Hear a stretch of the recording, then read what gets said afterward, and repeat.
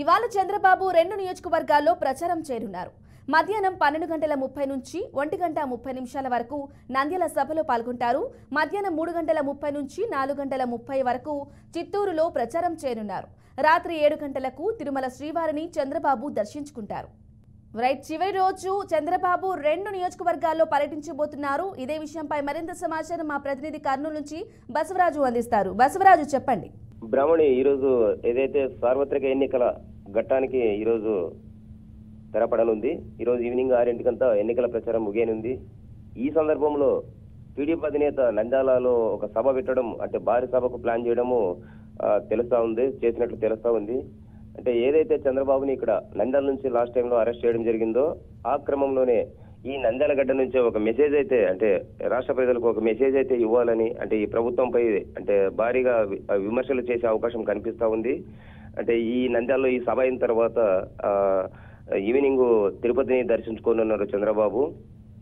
అంటే ప్రభుత్వం అంటే వ్యక్తుల పట్ల, నేతల పట్ల కుట్రపూరితమైన అంటే మోసాలు ఏ విధంగా చేసింది, అంటే తన అధికారం కోసం ప్రత్యర్థులను అణగదొక్కే ప్రయత్నం ఎలా చేసింది అనే దాని మీద చంద్రబాబు ప్రసంగం చేయనున్నట్లు మనకు తెలుస్తా ఉంది.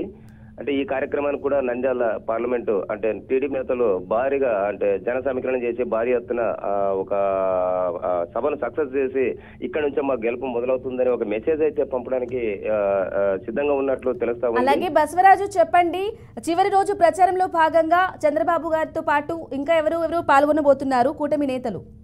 చంద్రబాబుతో పాటు అంటే కూటమిలో ఉన్న ఇప్పుడు 3 పార్టీలు ఏవైతున్నాయో బీజేపీ, జనసేన, టీడీపీ, ఈ కూటమిలో ఉన్న 3 పార్టీ నేతలు, ప్రముఖ నేతలంతా ఈ వేదికపై పాల్పంచుకునే అవకాశం ఉంది.